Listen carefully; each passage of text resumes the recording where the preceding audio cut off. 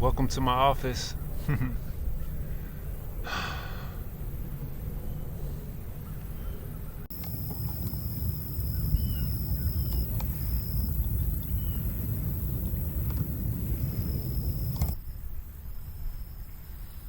So, I want to talk a little bit about ruminating thoughts. I do these mental diets, these mental fasts, and I'll do a whole episode about what it is, what it entails. We all could do those exercises together at our own time and our own pace. But one of the key elements of it is not to ruminate on thoughts, not to ruminate on any negative thoughts. Someone asked me, like, well, what about planning? Like, you have to ruminate on a plan. Well, a plan isn't considered a negative thought.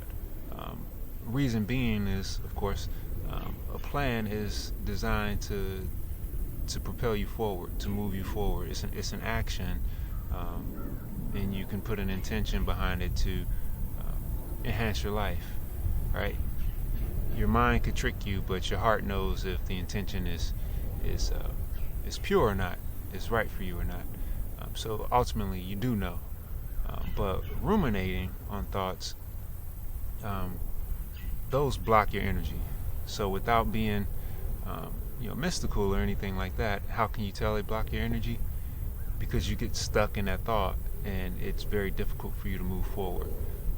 You have someone do something to you at work, or a relative may have done something to you in the past, and you stress, you worry, you play that thought over and over and over again, and you can't seem to move past that point.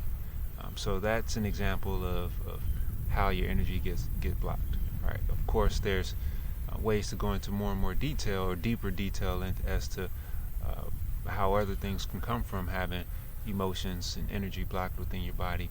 But that's a clear sign that you have blockage. If you can't seem to move past a particular thought, and it's consuming your energy, right? You feel tired just from thinking about it. Plans tend to be the opposite, right? You do give a lot of your time towards thinking about how to carry out the plan. But if it's a good plan, if it's something that really speaks to you, it usually invigorates you, right? You have more and more energy the deeper you get into it, and the fatigue doesn't feel the same, right?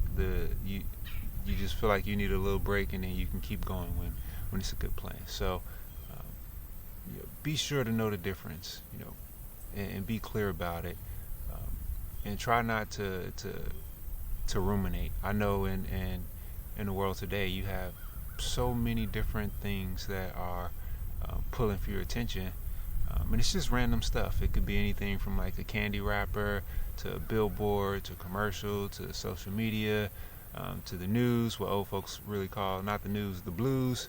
It could be your kids in school. It could be a ton of different things that are pulling you in a lot of different directions, and it can be easy to start to obsess over all the things that you feel like are going wrong, right? As opposed to continuing to put in that work and have those plans to continue to enhance yourself.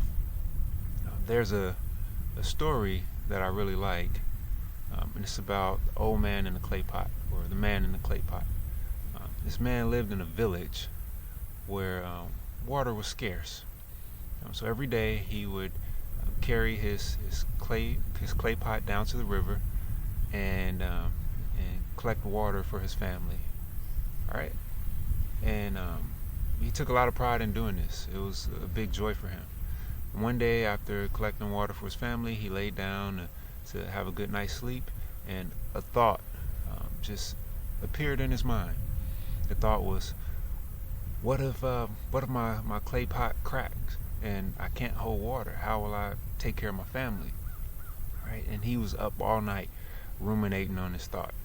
He woke up the next morning exhausted because he couldn't get a sound night's sleep. This thought just kept playing through his head. He got up and grabbed his clay pot as he normally does, and he began to walk to the river like he normally does. He's walking. He's still ruminating on his thought. He's starting to get anxious. He sits down next to a tree. He continues to ruminate. He continues to ruminate. Um, Time's going past. Time's going by. Another person from the village walked past, and she's carrying her pot, and she asks him like, "Hey, what are you doing?" And he's like, "Well, I'm going to the river to get water, but I had this thought." And he explained the thought to her, and she explained to him, "Well, thought or no thought, you still need to go and get water, so you need to keep walking, right?" And so this is the kind of approach that we want to have with rumination.